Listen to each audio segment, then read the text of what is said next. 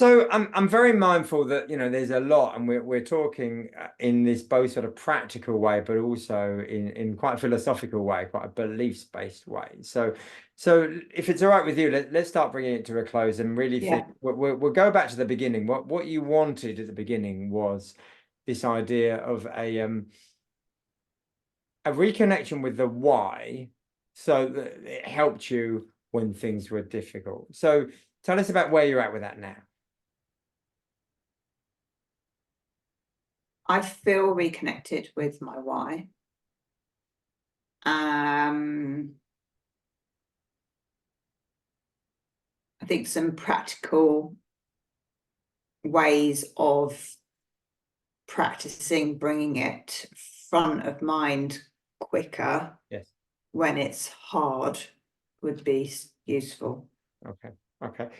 Well, then let's talk about that then as some actions and some next steps. What's already in your bank and your toolkit, or things that you know about that you could do to bring it front of mind quicker? Stop and breathe is always going to be one.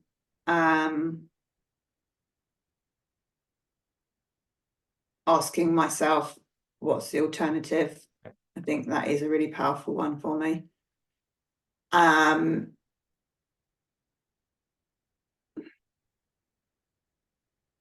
And then maybe acknowledging myself on how far I have come and how many people I have already touched. Yes. And even sort of drawing some comfort from the fact that even if I don't know, I can't know how many people I'm touching with what I do, but sort of trusting that I am, and it is making a difference. Yes. Okay. So that's three things, and they're three things that you already knew about, right? You're aware of. And is there anything you need to go and look for? Anything that might be new or different, or does that feel like, these are strong enough?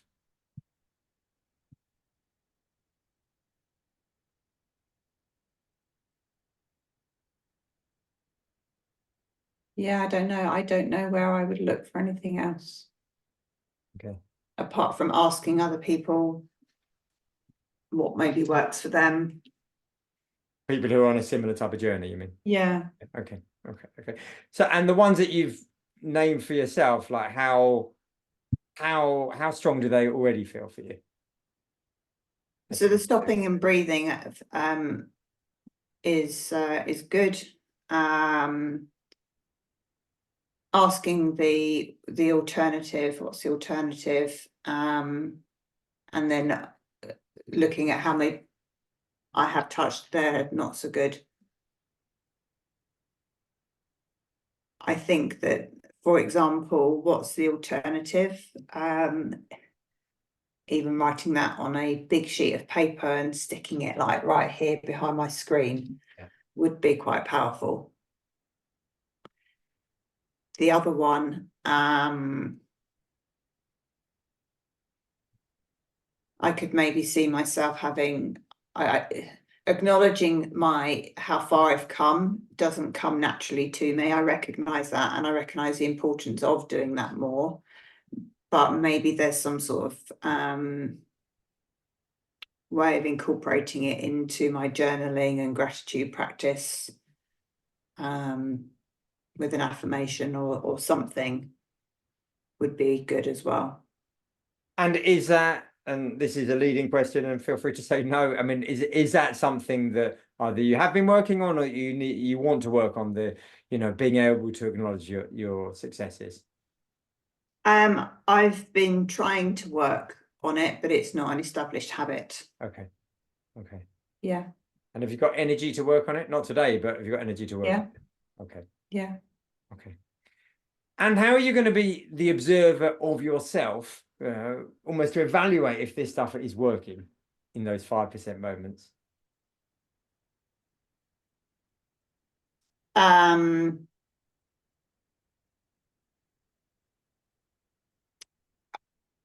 think initially it will come after. Have I stopped and asked myself what's the alternative? So I suppose it's gauging on a qualitative level how quickly I'm aware of it, of having looked at those things. Yes. Yes. And does that feel all right? Does that feel like actually that's a fine way to be able to measure and develop in this way? Yeah, I think that the biggest challenge though is that you can't predict when you're going to have these moments, and will I remember by the time the next one happens that is what I need to do, which I think that having like this what's the alternative, that would help definitely. Yes. So I think I need to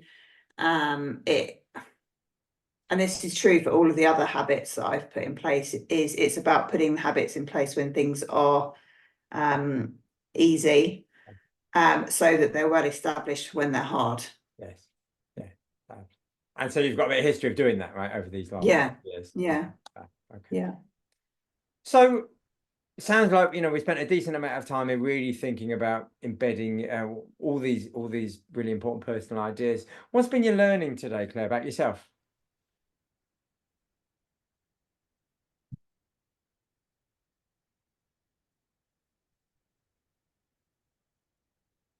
That my why is powerful. I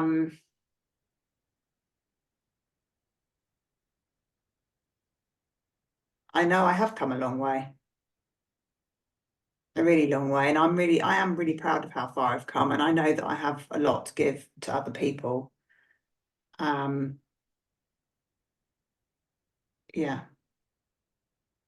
Just how does it feel when you say that? I know I've come a long way and I'm proud. Feels really good. Mm. It feels it's exciting. It's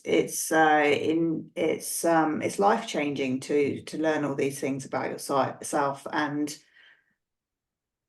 I think that's partly where the frustration comes from, is that I know that if other people were open to it, that they could have that same experience as well. And that then goes back to my why, is that if everybody could have that experience, wow, there would be more peace. Well, we can't really carry on a coaching session after we've started with world peace, right? We're finishing with world peace, so probably that's the moment to finish it, isn't it? I wanted to say thank you, Claire. I mean, I so appreciate, you know, this is, you know, it's a business topic, but it's so not a business topic, is it? It's like, it's a very intense and very personal topic, and it's not my job to give you any feedback, of course, but I'm noticing, you know, the sensations of being physically moved when you share some of these really big and really important messages. So thank you, and thank you for really getting stuck into it today. As we come out and we go to the end of the day, as you might do at the end of one of your mindfulness, when you eyes back open and come back into the day, how do you feel as we finish today? How do you feel? I feel good, actually. I feel I feel reinvigorated and positive, excited, and I trust that I can do it, and it will happen, but it will happen as it's meant to happen. Yes. And we definitely can't go beyond that. It will happen as it's meant to happen. Claire, thank you so much. I so appreciate it. My pleasure. Thank you. Pleasure.